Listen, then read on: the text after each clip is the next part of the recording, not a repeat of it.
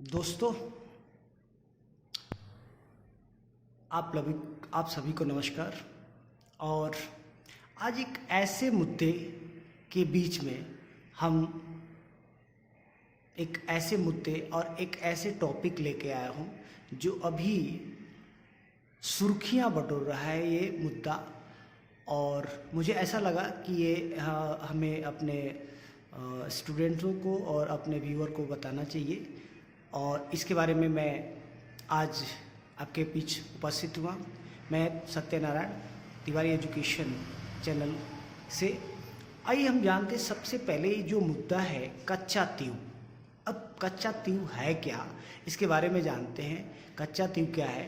देखिए, कच्चा तीव तमिलनाडु और श्रीलंका के बीच में एक स्थित जगह है और एक द्वीप है जो 285 एकड़ में फैला हुआ है, और वहाँ बहुत सारा द्वीप है, और उसी द्वीप में एक कच्चा द्वीप एक द्वीप है जो 285 एकड़ में फैला हुआ है। इस जगह को पाक जल डमरू मंथिया भी कहते हैं। इसमें बहुत सारा द्वीप है, उसमें से एक द्वीप कच्चा द्वीप है। इसकी एक और खासियत है जो बंगाल की खाड़ी और अरब सागर दोनों को जोड़ता है। अब आइए जानते हैं कच्चा तीव बना कैसे। कहा जाता है कि ये 14वीं शताब्दी में एक वहाँ पर ज्वालामुखी का विस्फोट हुआ, और ज्वालामुखी के विस्फोट से एक द्वीप में ये विस्तार हो गया, और वहाँ पर एक द्वीप का निर्माण हुआ। और इस द्वीप की और भी खासियत है, और ये द्वीप इसलिए भी और बेहतर हो जाता है क्योंकि इस द्वीप से तमिलनाडु की जो द्वीप है, ये कच्चा द्वीप, इससे 19 किलोमीटर की दूरी पर रामेश्वरम है, और 16 मीटर की दूरी पर श्रीलंका के जाफना जिला की दूरी है। अब इसका नाम पाक जल डमरू मध्य पड़ा, जो रॉबर्ट पाक के नाम पर भी जाना जाता है। रॉबर्ट पाक मद्रास के गवर्नर थे ब्रिटिश गवर्नमेंट में, और जो 1755 से 1763 ईस्वी तक वहाँ के गवर्नर जनरल रहे। इन्हीं के नाम पर उसका नाम रॉबर्ट पाक पड़ा।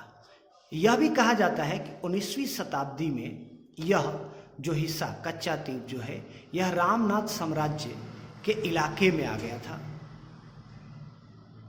इसलिए वहाँ के राजा, जो रामनाथ के जो राजा थे, वो शासन करते थे, और उन्हीं के तरफ से इस द्वीप की वसूली की जाती थी।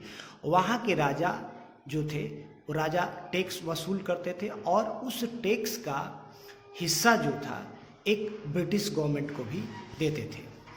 अब 1913 ईस्वी में रामनाथ के राजा तथा गवर्नमेंट के बीच एक एग्रीमेंट हुई, और उस एग्रीमेंट में साफ साफ कहा गया कि कच्चा द्वीप भारत का हिस्सा है।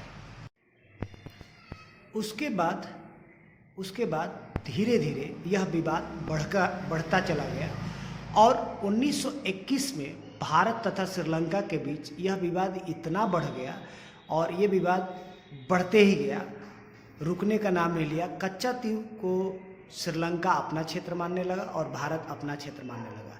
लेकिन इस विवाद में टर्निंग पॉइंट तब आई जब 1974 में भारत के तत्कालीन प्रधानमंत्री श्रीमती इंदिरा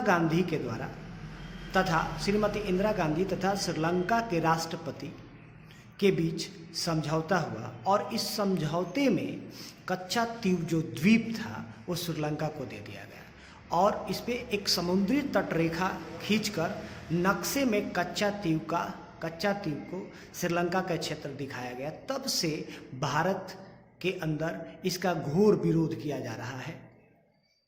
अब जिसे कई लोगों ने इस मुद्दे को उठाया, तथा तमिलनाडु के मुख्यमंत्री MK स्टालिन के द्वारा जो प्रधानमंत्री को चिट्ठी लिखा गया कि कच्चा द्वीप श्रीलंका से वापस लेने के लिए बात किया जाए, तब से और उससे भी पहले से कच्चा द्वीप को लेकर विरोध किया जा रहा है। इस मुद्दे को भारत के प्रधानमंत्री आदरणीय नरेंद्र मोदी जी द्वारा संसद में जब अविश्वास प्रस्ताव लाया गया था, तब उस समय इस मुद्दे को उठाया गया था और इस मुद्दे पर यह मुद्दा अभी भी उठाया जा रहा है। और ख़ास करके अभी जो चुनाव का माहौल है उस मुद्दे को तमिलनाडु के अंदर इसे जोर शोर से उठाया जा रहा है। So thank you. ये थी कच्चा तीव की जानकारी। दोस्तों, आपकी इस पर क्या राय है, आप ज़रूर कमेंट करके हमें बताएं। और क्या भारत को कच्चा तीव वापस ले लेना चाहिए? अपनी जानकारी अपना कमेंट ज़रूर हमें दीजिए। Thank you.